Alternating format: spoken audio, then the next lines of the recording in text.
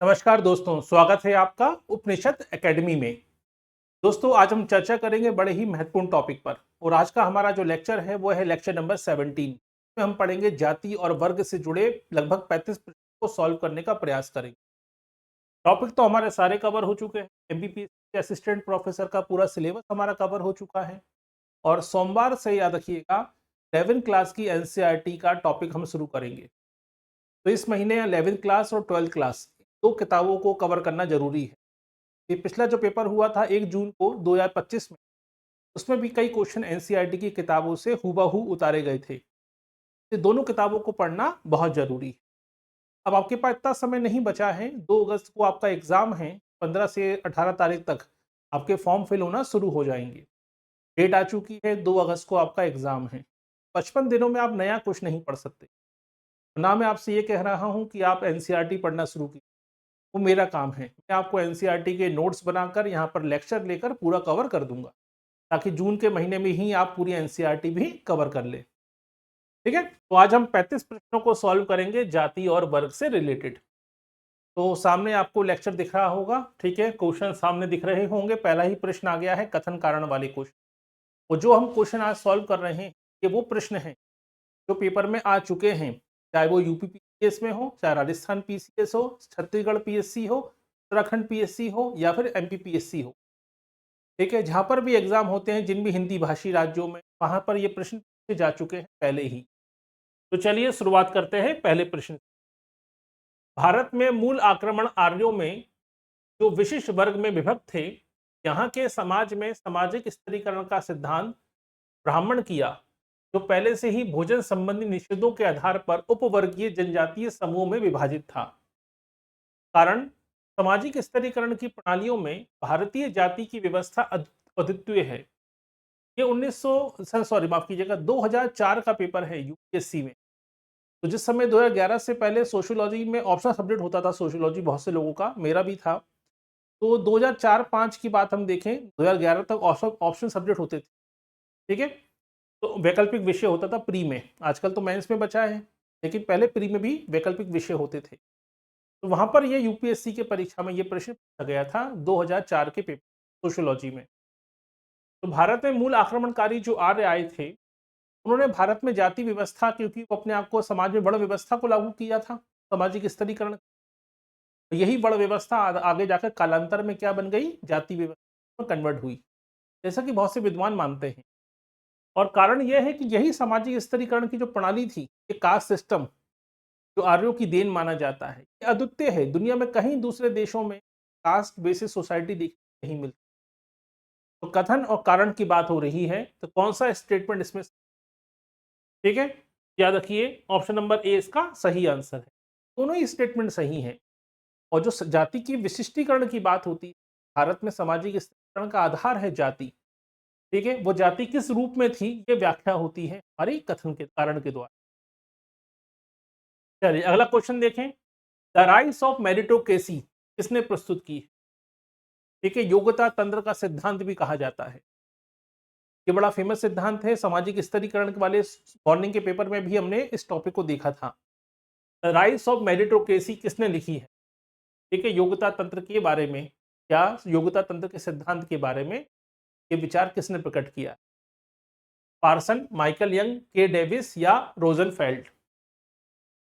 जल्दी जल्दी आंसर लिखना शुरू कीजिए, क्योंकि 35 क्वेश्चन है, 35 क्वेश्चन है, यानी लगभग 45 मिनट की ये क्लास होगी आपकी।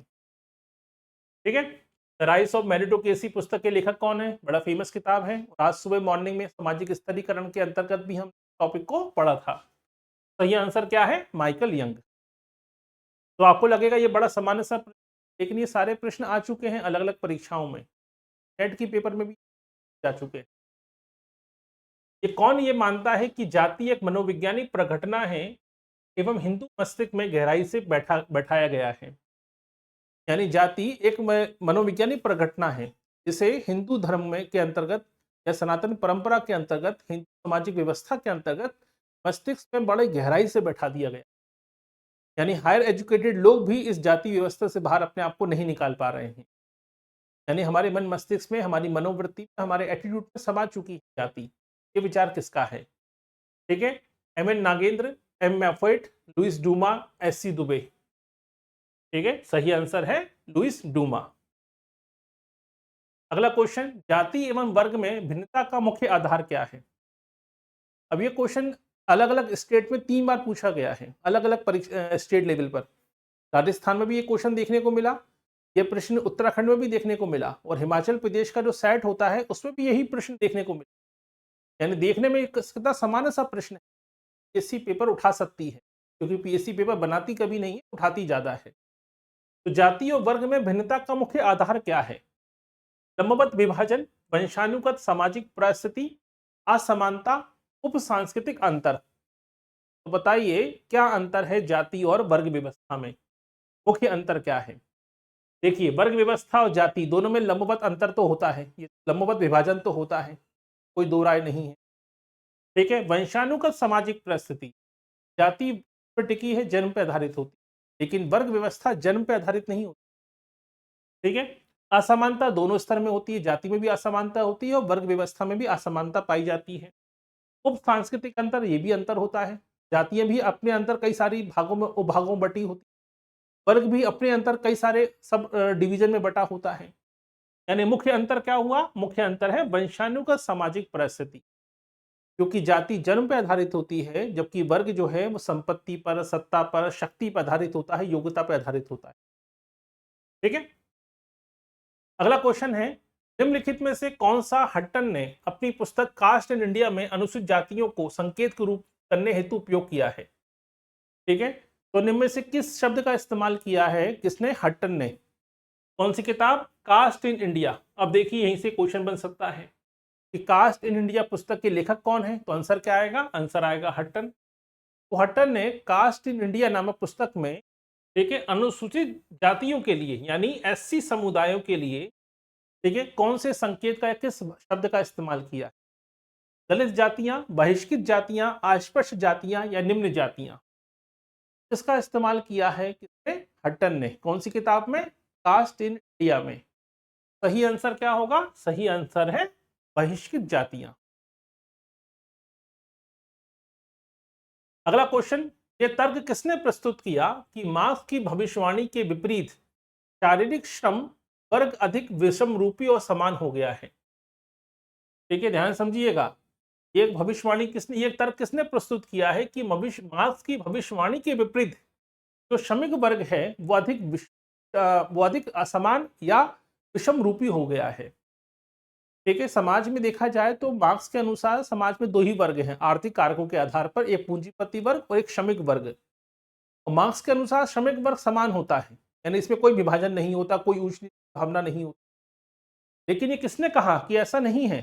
मार्क्स ने श्रमिक वर्ग को एक संपूर्ण वर्ग के रूप में देखा, जबकि ऐसा नहीं है। श्रमिक वर्ग भी क्या हो चुका है? विषम रूपी हो चुका है। श्रमिक वर्ग के अंतर्गत भी असमानता पैदा हो चुकी है। जैसे आजकल हम कहते हैं ना, असंगठित श्रमिक और संगठित श्रमिक। फिर हम कहते हैं skilled worker, non skilled worker, यानी श्रमिक वर्ग भी क्या हो चुका है? कई भागों में बटा हुआ है। ये विचार किसने रखा है? ये पूछा गया है। वेबर, डेरेनहॉफ, मार्टन या डेविस? ठीक है, सही आंसर है डेरेनहॉफ। अगला क्वेश्चन, वर्ग व्यवस्था का एक विस्तृत अध्ययन एक समुदाय में यांकी कहा है, किसने किया है? ठीक है, तो वर्ग व्यवस्था का अध्ययन किया, ठीक है, अमेरिकी समाज में। अमेरिकी समाज में वर्ग व्यवस्था का अध्ययन करते हुए समाज को 6 वर्गों में बांटा था। आज हमने सुबह वाले मॉर्निंग के लेक्चर में देखा भी था, सामाजिक स्तरीकरण के टॉपिक में। तो समाज को 6 वर्गों में बांटा और 6 वर्गों में बांटकर अध्ययन किया, और उस अध्ययन को यांकी सिटी अध्ययन कहा जाता है। ये अध्ययन किसने किया था? वेबर ने, मिल्स ने, वार्नर ने या मार्क्स ने? ठीक है, तो पहली बात तो यांकी सिटी अध्ययन कहा है। ठीक है, 6 भागों में बांटा गया है, समाज को 6 वर्गों में बांटा है। और यह अध्ययन किसने किया? मॉर्निंग के लेक्चर में आपने देखा भी था, सामाजिक स्तर के अंतर्गत ये किया है आपके वार्नर ने। अगला क्वेश्चन, वर्तमान समय में सार्वजनिक जीवन में जाति संबंधी भेदभाव नहीं बढ़ते जाते। अब देखिए, कथन कारण वाला प्रश्न है, थोड़ा ध्यान से पढ़ना है, समझते। वर्तमान समय की बात हो रही है, इन प्रेजेंट। वर्तमान समय में पब्लिक लाइफ में, क्या देखिएगा, सार्वजनिक जीवन में जाति संबंधी भेदभाव नहीं बढ़ते जाते हैं। अब आपको कोई सार्वजनिक स्थलों पर या किसी प्रकार की इमारतों में, आपके अस्पतालों में, ऑफिसों में, सार्वजनिक स्थल पर अब आपको जातिवाद संबंधी भेदभाव झलकते नहीं देखने को, क्योंकि आप सबको मालूम है 1989 के अधिनियम के अंतर्गत ये अपराध है। स्पष्ट जातियों ने जातिगत भेदभाव बरतना बंद कर दिया है। ठीक है, तो क्या संभव हो पाया है? क्या स्पष्ट जातियों ने जातिगत भेदभाव बरतना बंद कर दिया है? क्या सवर्ण जातियों ने भेदभाव करना बंद कर दिया है? ये गलत है। ये बात तो सही है कि पब्लिक प्लेस में अब जातिगत भेदभाव देखने को नहीं मिलता है, कि ट्रेनों में, बसों में, हवाई अड्डे पर या अस्पतालों में, स्कूलों में, कॉलेजों में खुले तौर पर जातिवाद देखने को नहीं मिलता। ये तो सही बात है, कथन तो सही है, लेकिन ये कहना कि जातिगत भेदभाव बरतना बंद कर दिया है, ये अभी नहीं हुआ है। यानी ये स्टेटमेंट कारण क्या है? सही नहीं। यानी कुल मिलाकर क्या है? ए सही है लेकिन आर गलत है। ठीक है, अगला क्वेश्चन, वर्ग की परिभाषा में किसने जीवन अवसरों की अवधारणा को सम्मिलित किया है? अब देखिए, मैंने पहले भी कहा था, जब भी परिभाषाएं आती हैं हमेशा कीवर्ड को फोकस की। यहाँ पे कीवर्ड क्या है? जीवन अवसर। अब जीवन अवसर की जब हम बात करते हैं तो वर्ग की परिभाषा में एक शब्द का इस्तेमाल किया है कि वर्ग वो है जो जिनमें कुछ समान विशेषताएं होती हैं, कि जीवन स्तर एक समान होता है, जिनकी जीवन शैली एक समान होती है, जिनको आगे बढ़ने के बराबर के मौके मिलते हैं। ठीक है, ऐसे वर्ग की परिभाषा के रूप में इस्तेमाल किया है जीवन अवसर शब्द का। तो किसने किया है? मार्क्स ने, पार्सन ने, वेबर ने या डेरनहॉफ ने? सही आंसर क्या है? वेबर ने। ठीक है, संजना वर्मा जी सही आंसर दिया है आपने। हाँ, संजना वर्मा जी, पहले आप लिखते हैं बी, फिर लिखते हैं सी, तो एक साथ ए बी सी डी चारों आंसर कौन दे सकते हैं? एक आंसर दीजिए, ऐसे कैसे काम चलेगा? क्वेश्चन नंबर 10 देखें। यह विचार किसका है? स्तरीकरण योग्यता के प्रोत्साहन एवं चयन में एक बाधक के रूप में कार्य कर सकता है और बहुधा करता भी है। ध्यान समझिएगा, ये कथन किसका है, ये विचार किसका है? तो स्तरीकरण होता है, स्टेटिफिकेशन होता है, वो योग्यता के प्रोत्साहन और चयन में बाधक के रूप में काम करता है। अब कल्पना, अभी आप पढ़ रहे थे, देखिएगा, डेविस और मूर ने सामाजिक स्तरीकरण का प्रकारात्मक या प्रकारवादी सिद्धांत दिया, या प्रकारात्मक सिद्धांत दिया, फंक्शनल थ्योरी दी, और सामाजिक स्तरीकरण के प्रकारात्मक भूमिका पर जोर दिया। लेकिन डेविस और मूर के सबसे बड़े आलोचक हैं, वो कौन हैं? वो हैं ट्यूमिन। ठीक है, ट्यूमिन ने कहा कि नहीं, सामाजिक स्तरीकरण हमेशा पॉजिटिव नहीं होता। यही सामाजिक स्तरीकरण कहीं ना कहीं योग्यता को क्या करता है, जो योग्यता के प्रोत्साहन और चयन में एक बाधक भी बन जाता है। सामाजिक स्तरीकरण में जो जिनको नीचा स्तर दिया गया है उनको आगे बढ़ने के मौके नहीं मिल पाते हैं, यही समाज की तरक्की में बाधा बन जाती है। तो ये विचार किसका है? ट्यूमिन का विचार है। क्वेश्चन नंबर 11 देखिए, ये तर्क किसने प्रस्तुत किया कि वर्ग स्थिर इकाइयां नहीं हैं, निरंतर चलने वाली प्रक्रियाएं हैं, जिनमें परिवर्तन, संक्रमण, भिन्नता काफी मात्रा में पाई जाती है? अब वर्ग की परिभाषा नहीं है, ये वर्ग के लक्षण की बात हो रही है। वर्ग एक स्थिर इकाई नहीं है, ये जो कीवर्ड है, इस कीवर्ड को अच्छे से पढ़ लीजिए। हो सकता है छोटा सा स्टेटमेंट आ जाए कि वर्ग एक स्थिर इकाई नहीं है, ये कथन किसका है? ये तो हम सब जानते हैं वर्ग स्थिर इकाई नहीं है, क्योंकि वर्ग में खुला व्यवस्था समाज में लागू होता है, वर्ग व्यवस्था, और वर्ग में अपना वर्ग परिवर्तित करना असंभव हो पाता है, क्योंकि वर्ग एक खुली व्यवस्था है, ओपन सिस्टम है। तो वर्ग स्थिर इकाई नहीं है, ये निरंतर चलने वाली प्रक्रिया है, जिसमें लगातार परिवर्तन, संक्रमण और भिन्नता काफी मात्रा में पाई जाती है।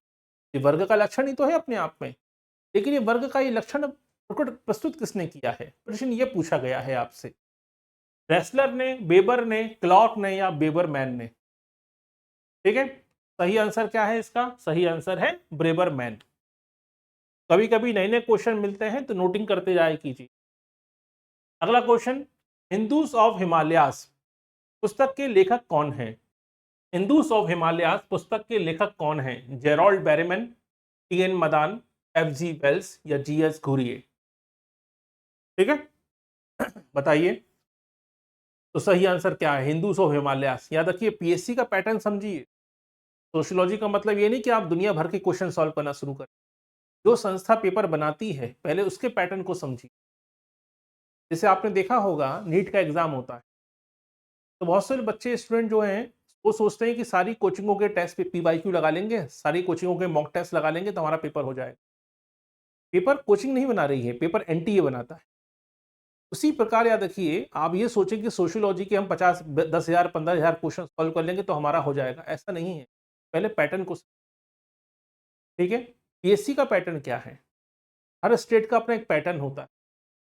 जैसे इस साल देखिए, इस बार जो पेपर हुए हैं यूपी में, तो यूपी पीसीएस ने अपने पूरे पैटर्न को चेंज किया और स्टूडेंट को सबसे बड़ा झगड़ा आपके एक प्रकार से झटका दे दिया। चाहे यूपीएचआरसी का पेपर देखिए, या जीटीसी का पेपर देखिए, पीजीटी का पेपर देखिए, अब जीआईसी का होने वाला है। उन्होंने एक झटका दे दिया क्योंकि स्टूडेंट को पैटर्न समझने में गलती हो गई। वो सोचते रहे कि वो सन 2018 में पेपर ऐसा आया था, 2016 में ऐसा आया था, ऐसा नहीं होता। ठीक है, पेपर हर 3-4 साल तक एक जैसा आता है, उसके बाद झटका मिलता है और पूरा सब कुछ चेंज हो जाता है। जैसे देखिए यूपीएससी का एग्जाम हुआ अभी जो, तब विवाद खड़ा हो गया, यानी लोगों को लगा ही नहीं कि पेपर है क्या। पहली बार यूपीएससी ने आज तक जीवन पहली बार, जहां आंसर की 1 साल बाद जारी होती थी, एग्जाम के 3 दिन बाद ही आंसर की जारी कर दी प्री की, पहली बार।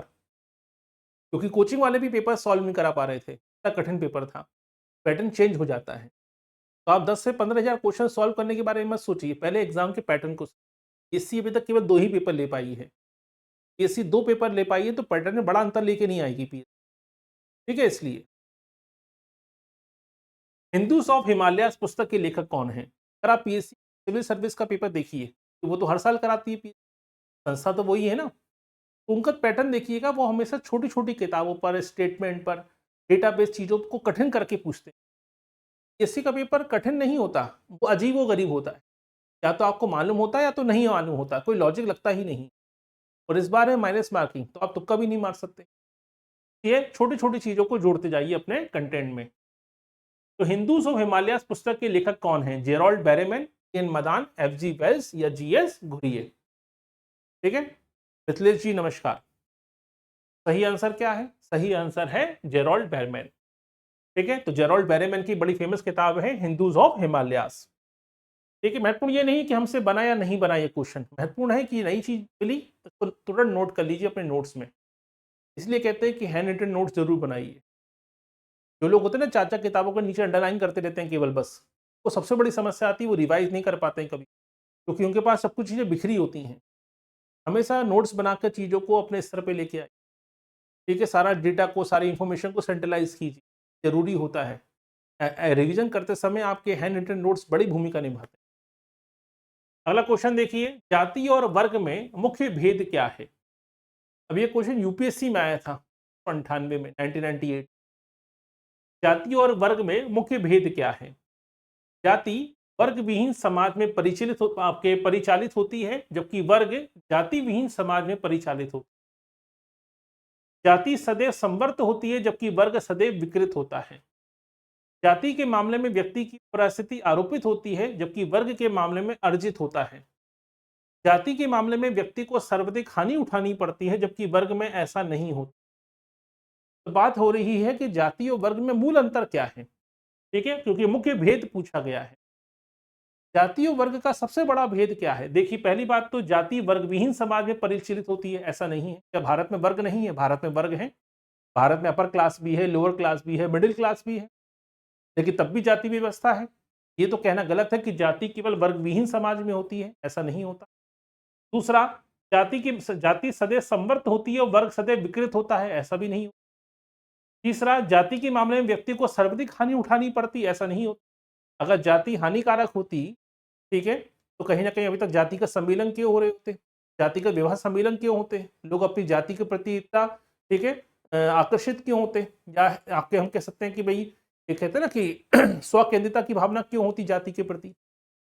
तो मतलब जाति व्यक्ति के लिए नकारात्मक नहीं होती, वो उसको सपोर्ट भी करती है, आर्थिक रूप से भी और सामाजिक रूप से भी।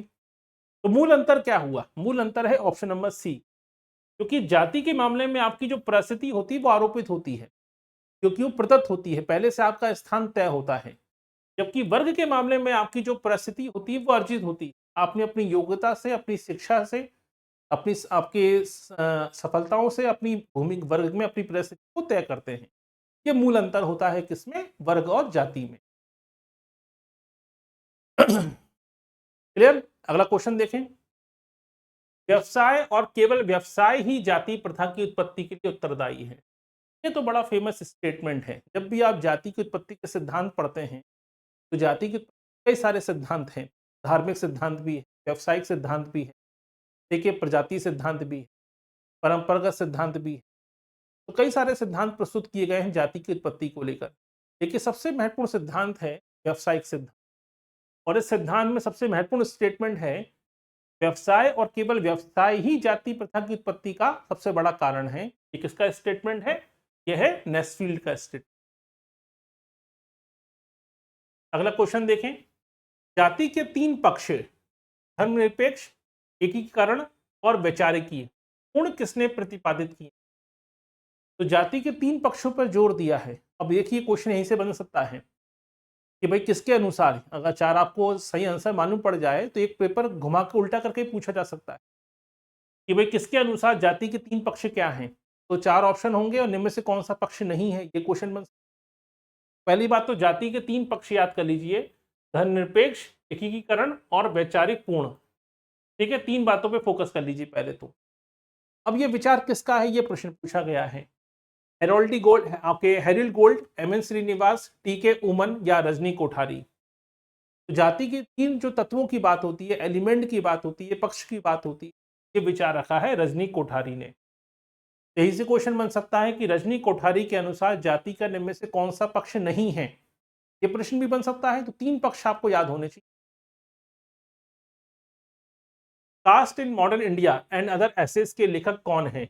एस घुरिये, ठीक है, एस राधाकृष्णन, एच प्रभु या एम एन श्रीनिवास। ध्यान समझिएगा, कास्ट इन इंडिया की बात नहीं हो रही है, कास्ट इन मॉडर्न इंडिया की बात हो रही है। तो caste in modern India and other essays के लेखक कौन है? ध्यान समझिए, G S Ghurye, S Radhakrishnan, H Prabhu या एम एन श्रीनिवास। जल्दी से जल्दी अपना आंसर देना शुरू कीजिए।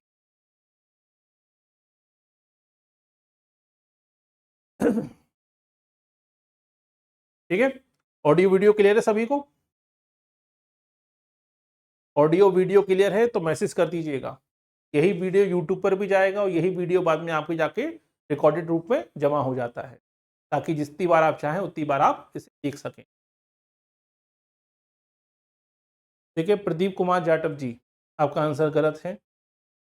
डॉक्टर मोनिका जी, आपका आंसर सही है।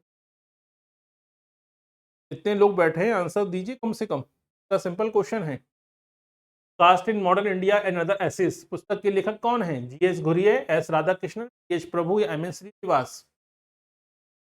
ठीक है, चलिए सही आंसर क्या है इसका? M N Srinivas. किसने जाति व्यवस्था का विश्लेषण शुचिता तथा प्रदूषण के संदर्भ में किया है? बहुत सिंपल क्वेश्चन, और ये प्रश्न कई बार रिपीट हो चुका है। तो शुचिता और प्रदूषण के आधार पर किसने किया है जाति व्यवस्था का विश्लेषण? ठीक है, योगेश अटल, आंद्रे ब्रिताई, लुइस डूमा या जेएच हट्टन। तो बताइए किसने किया है, ठीक है, जाति व्यवस्था का शुचिता और प्रदूषण के संदर्भ में विवेचना? अभिषेक जी। ठीक है, अभिषेक जी जब प्रश्न का जवाब दे रहे हैं क्वेश्चन नंबर जरूर लिखिए कि आपने लिखा है सी। अब ये नहीं मालूम पड़ रहा है कि सी कौन से नंबर का है, कि हर व्यक्ति अलग अलग समय पर ज्वाइन करता है कोर्स लाइव क्लासेस में। क्वेश्चन का नंबर जरूर लिखा कीजिए, ठीक है। बहुत सही, सबने सही आंसर दिया है इसका, लुइस डूमा। जाति व्यवस्था के अध्ययन में निम्नलिखित में से किसने स्तरीकरण के वीबर के प्रारूप का उपयोग किया है?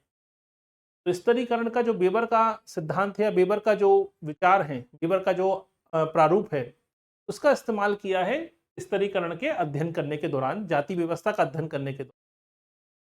तो योगेंद्र सिंह, आंद्रे बिताई, एस सी दुबे या जीएस घुरिये। बड़ा ही सामान्य सा प्रश्न है। तो सही आंसर क्या है? आंद्रे बिताई। तो आंद्रे बिताई ने मैक्स वेबर के जो प्रारूप है सामाजिक स्तरीकरण के संदर्भ में दिया था, उसी का इस्तेमाल किया है जाति व्यवस्था का अध्ययन करने। निम्नलिखित में से कौन सा कथन सही है? अब ये देखिए सही कथन कौन सा है।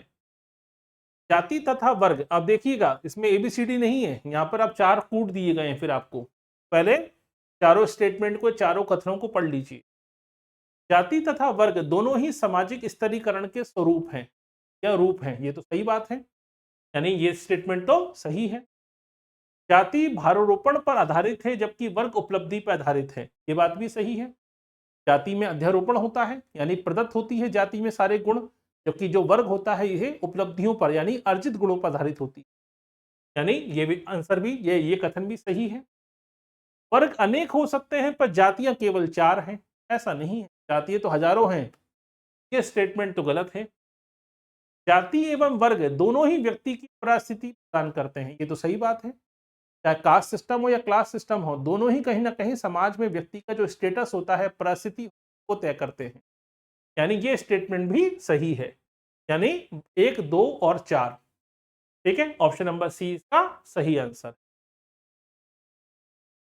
अगला क्वेश्चन, हीरावती कर्वे के विचार में जाति एक विस्तारित बंधु समूह है, ठीक है, या विस्तारित नातेदारी समूह, कई बार ये परिभाषा देखने को मिलती है।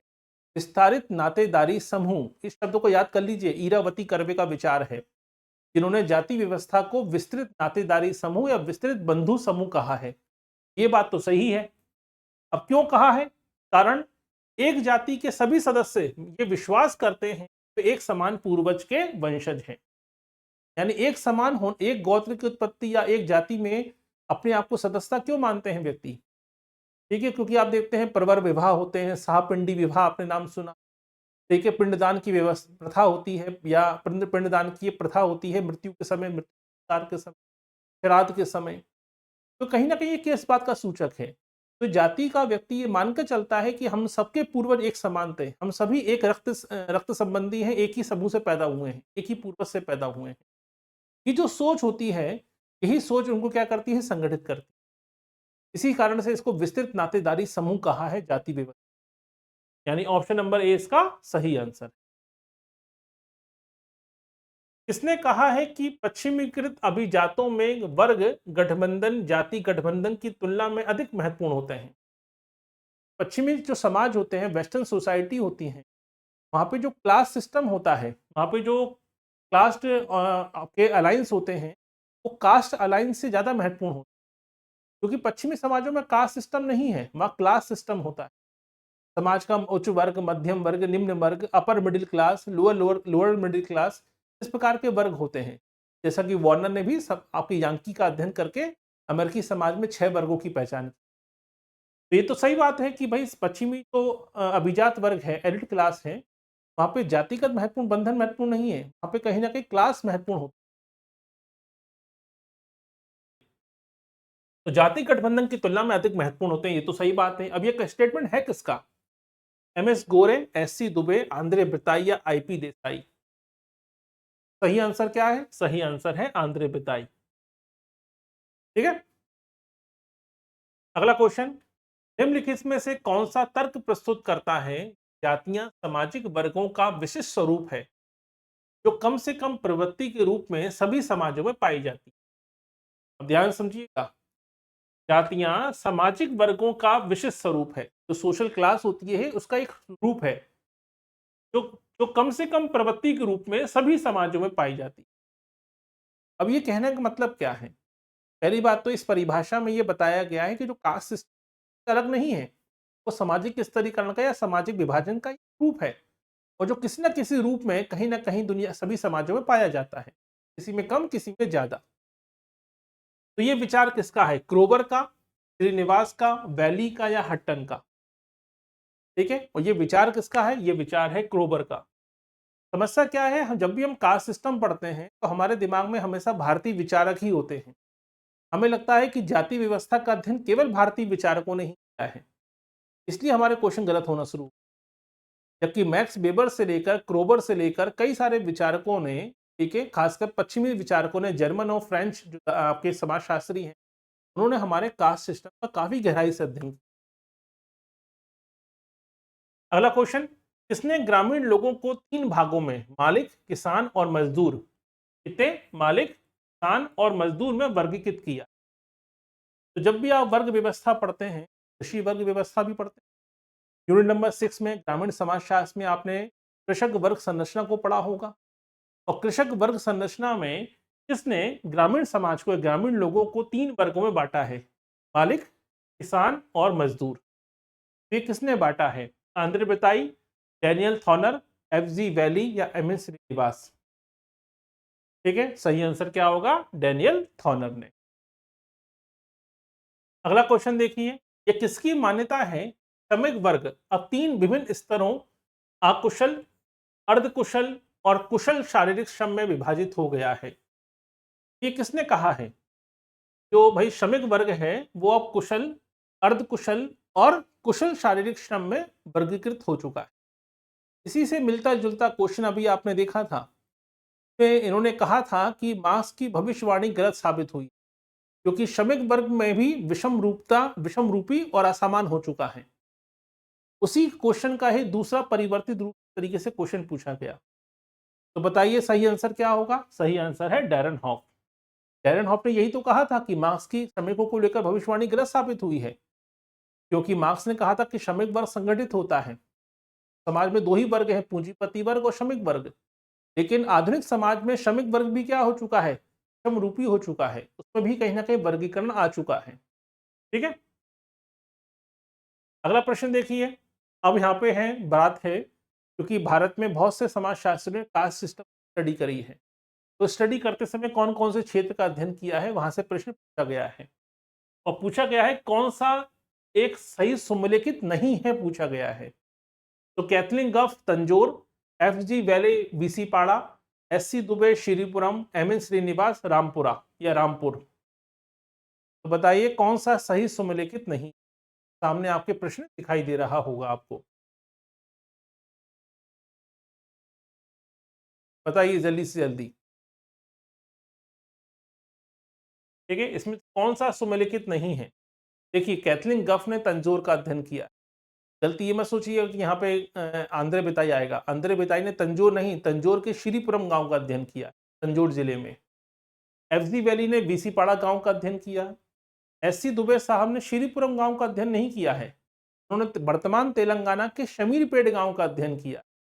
ये सुमेलिखित नहीं है। श्रीपुरम का अध्ययन किया है आंध्र बिताई ने।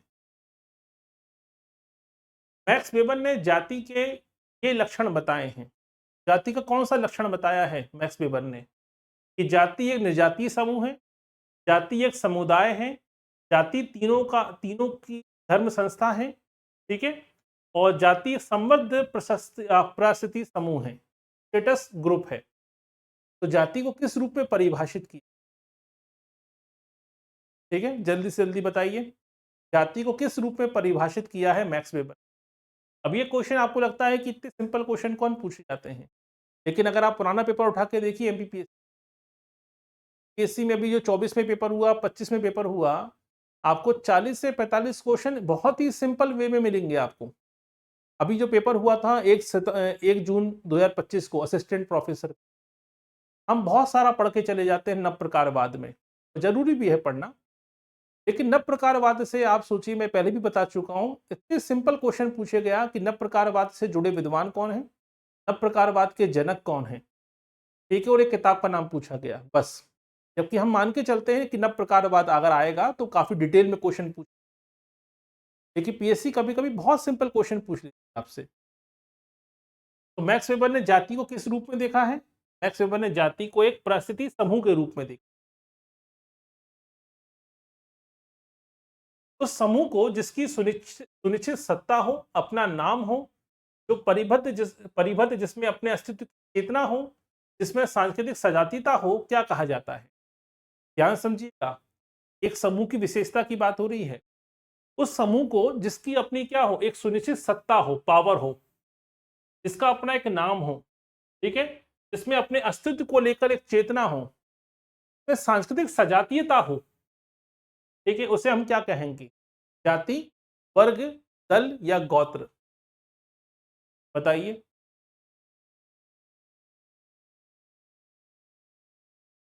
जी हाँ संजना जी, बंद समुदाय कहा है मैक्स वेबर ने, लेकिन यहाँ पे क्या लिखा था? एक समुदाय। बंद समुदाय लिखा होता तो हम सोचते भी, बंद समुदाय तो नहीं लिखा ना, एक समुदाय लिखा था। क्लियर? तो बताइए किसकी बात हो रही है? भाई एक ऐसा समूह जिसमें अपनी क्या हो, एक सुनिश्चित सत्ता हो। भारत में देखिए कास्ट सिस्टम में हमेशा समाज में सवर्ण जातियां हैं, पावर उनके हाथ में रही है, वही डोमिनेंट कास्ट बनकर रही हैं लंबे समय। ठीक है, यानी सही आंसर क्या होगा, जाति। अगला क्वेश्चन। अब यहाँ पे कुछ लेखक हैं और उनकी कुछ किताबें हैं जिन्होंने जाति व्यवस्था के अंतर्गत समुदायों का अध्ययन किया। तो CN चेपकर, SC Dubey, DN Majumdar और TB नायक। अब ध्यान से समझिएगा, पहली बात तो CN चेपकर ने किसका अध्ययन किया है, ठीक है, CN चेपकर ने अध्ययन किया था पारसी समुदाय का, तो किताब लिखी द पारसी। SC दुबे साहब ने किसका अध्ययन किया था, आप पढ़ चुके हैं, SC दुबे साहब तो मध्य प्रदेश के ही हैं, मध्य प्रदेश के सागर विश्वविद्यालय में आपके समाजशास्त्र विभाग के प्रमुख भी थे SC दुबे साहब। इन्होंने कौन सी किताब लिखी है, द कमार। ठीक है, यानी बी का क्या हो गया, 1। DN मजुमदार की बात आती है, DN मजुमदार ने, ठीक है, झारखंड में अध्ययन किया, झारखंड और पश्चिम बंगाल के इलाकों में। और कौन सा अध्ययन किया, the Santhal the study of culture change. यह अध्ययन किसका है, DN मजुमदार साहब का है।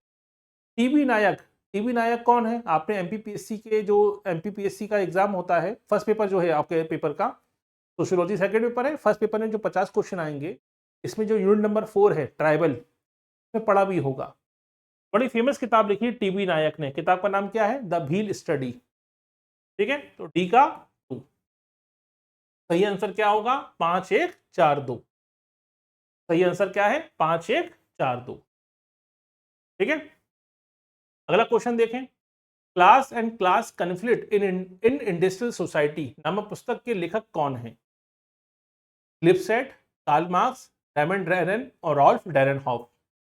ये किताब तो मेरे ख्याल से 2022 वाले एग्जाम में या 2024-25 वाले एग्जाम में पूछी, एक बार जरूर देख लीजिएगा, इस MPSC ने किताब में क्वेश्चन पूछा था इसको, या 2018 में जो ऑनलाइन पेपर हुआ था असिस्टेंट प्रोफेसर का, तो ये प्रश्न पूछा गया था।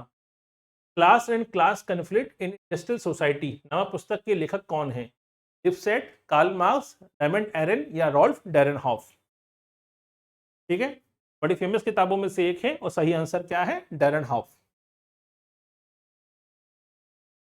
जातियुक्त जाति व्यवस्था का उप उत्पाद है। जाति व्यवस्था का उन्मूलन करने के सिवाय अन्य किसी भी तरह से जातियुत को मुक्ति नहीं दिलाई जा सकती, ये कथन किसका माना जाता है। ठीक है, यानी आसान भाषा में कहें तो जातिवाद क्या है, जाति व्यवस्था का ही उत्पाद है। इस सोसाइटी में कास्ट सिस्टम होगा, वह कास्टिज्म तो डेवलप होगा ही होगा, भेदभाव तो पैदा होगा ही होगा, वही जातिवाद है। ठीक है, अब इसी जातिवाद का तब तक समाप्त नहीं होगा जब तक कि जाति व्यवस्था खत्म नहीं हो जाती। ये विचार किसका है,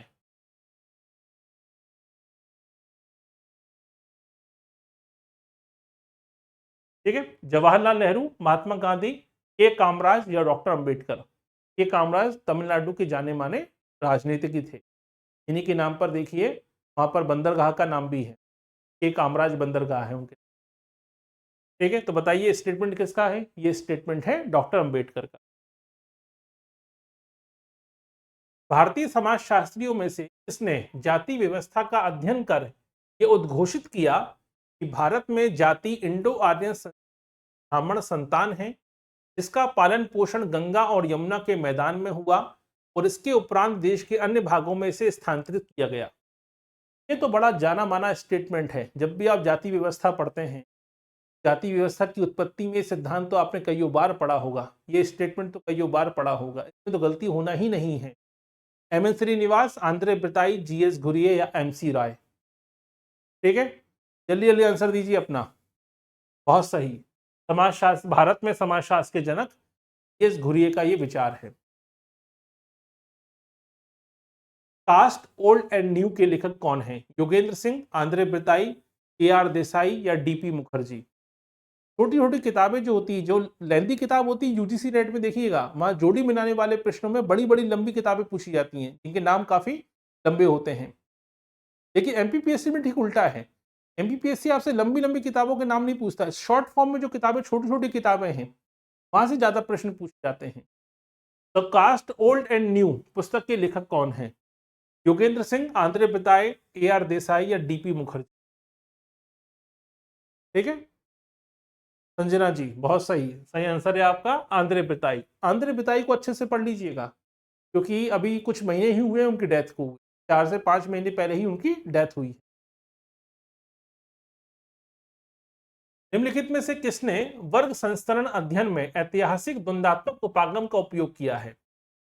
तो वर्ग संस्तरण की अध्ययन करते समय, यानी वर्ग सामाजिक स्तरीकरण का आधार होता है, इसका अध्ययन करते समय ऐतिहासिक द्वंद्वात्मक उपागम का उपयोग किया है।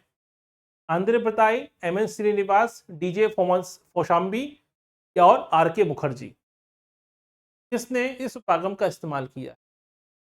ठीक है, राधा कमल मुखर्जी, आर के Mukherjee, Andre Beteille, M N Srinivas या कौशाम्बी, किसने किया है आपके ऐतिहासिक द्वंद्वात्मक उपागम का इस्तेमाल किया? सही आंसर क्या है? आर के मुखर्जी। अगला क्वेश्चन देखिए, पुस्तकों से क्वेश्चन है, caste in modern India, caste class and power, Homo Hierarchicus और कास्ट इन इंडियन पॉलिटिक्स। बड़ा सामान्य सा क्वेश्चन है, लेकिन प्रश्न आ सकता है, और इस क्वेश्चन को सॉल्व करने से 4 नए क्वेश्चन सॉल्व हो जाते हैं, क्योंकि 4 राइटर हैं, 4 किताबें हैं, तो 4 जानकारियां और अपडेट हो जाती हैं। तो कास्ट इन मॉडर्न इंडिया अभी हम पढ़ रहे थे, इसकी चर्चा कर चुके थे, इसी किताब है एम एन श्रीनिवास की। कास्ट क्लास एंड पावर ये किसने लिखी है? ये लिखी है आंद्रे बेताई ने। होमो हराइकस ये तो बड़ी फेमस किताबों में से एक है, आपके लुइस ड्यूमा की। और कास्ट इन इंडियन पॉलिटिक्स ये किसकी है? ये है रजनी कोठारी की किताब है। ठीक है, तो सही आंसर क्या होगा? 4-1-2-3। सही आंसर है 4-1-2-3, यानी ऑप्शन नंबर ए। ठीक है, अगला क्वेश्चन, लुइस ड्यूमा ने अपने होमो हराइकस के किस सिद्धांत का प्रतिपादन किया है? तो लुइस ड्यूमा ने बड़ी फेमस किताब लिखी, होमो हराइकस बड़ी काफी चर्चित किताबों में से एक है। इसमें उन्होंने किस सिद्धांत का प्रतिपादन किया है? कर्म और धर्म का सिद्धांत, जाति अंतर विवाह का सिद्धांत, संपूरकता और प्रत्यता का संरचनात्मक सिद्धांत और व्यवसाय विभेदीकरण का सिद्धांत। ठीक है, ये बड़ा ही सामान्य सा प्रश्न है। तो कर्म और धर्म से कोई संबंध नहीं है लुइस ड्यूमा का।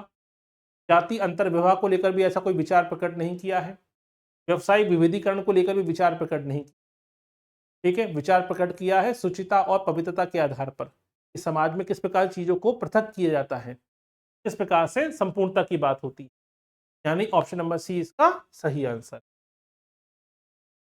ठीक है, तो आज टॉपिक में हमने जाति और वर्ग से जुड़े इन 35 प्रश्नों को सॉल्व किया। ये 35 प्रश्न बहुत कठिन नहीं है, ये मॉडरेट भी नहीं है, बहुत सिंपल क्वेश्चन। देखिए, ये सारे वो क्वेश्चन हैं जो अलग अलग परीक्षाओं में पूछे जा चुके हैं। ठीक है, लेकिन इसका मतलब ये नहीं कि पेपर इसी में से आ जाएगा, इतना पढ़ लिया 35 क्वेश्चन से काम हो जाएगा, नहीं। तो कुछ चीज़ें आपको डेटाबेस नहीं मिली होंगी, इसको अपने कंटेंट में जोड़ते जाइएगा। ठीक है, देखिए, अब अगर आप जाति और वर्ग से जुड़े हुए प्रश्नों को हम सॉल्व करने की कोशिश करें, 250-300 क्वेश्चन मिल सकते हैं। तब सारा पेपर तो सारे क्वेश्चन सॉल्व कराना पॉसिबल नहीं हो, लेकिन हाँ, पूरा समय रहेगा। ऐसा नहीं कि अब हमने जाति और वर्ग पढ़ लिया तो अब इसके अलावा कुछ नहीं पढ़ेंगे, या इसके लिए इतने 35 क्वेश्चन कर लिए तो अगले और क्वेश्चन नहीं करेंगे। ये भी क्वेश्चन मिलते जाएंगे कि लेक्चर की संख्या बढ़ाते जाएंगे। जैसे आज डेली एक हो रहा था, लेक्चर होता था, आज हमने 2 लेक्चर कर दिए, कल हम 2 से 3 लेक्चर करेंगे। 30 जुलाई तक टारगेट है कि मैक्सिमम क्वेश्चन कर लेना, पूरे सिलेबस को कवर कर लेना। पहला टारगेट तो यह है कि सिलेबस पूरा कवर हो जाए, यानी सिलेबस हमने पढ़ तो पूरा लिया, लेकिन सिलेबस का पीवाईक्यू पूरे हो जाए। ठीक है, धन्यवाद, बहुत बहुत धन्यवाद। चलिए, तो एक लेक्चर तो अब यह हो गया, एक लेक्चर मॉर्निंग में भी होगा, याद रखिए, सुबह 10 बजे भी एक लेक्चर होगा, जिसमें कल हम पढ़ेंगे किसके बारे में? सामाजिक परिवर्तन के बारे में। तो समाजीकरण, सामाजिक स्तरीकरण, जाति और वर्ग, इस टॉपिक से जुड़े हमने 50 क्वेश्चन सॉल्व किए। दहेज प्रथा को लेकर भी हमने क्वेश्चन सॉल्व कर लिए हैं। कल हम करेंगे घरेलू हिंसा, डोमेस्टिक वायलेंस, अंतःपीढ़ी संघर्ष, ठीक है, तलाक और आपके सामाजिक परिवर्तन।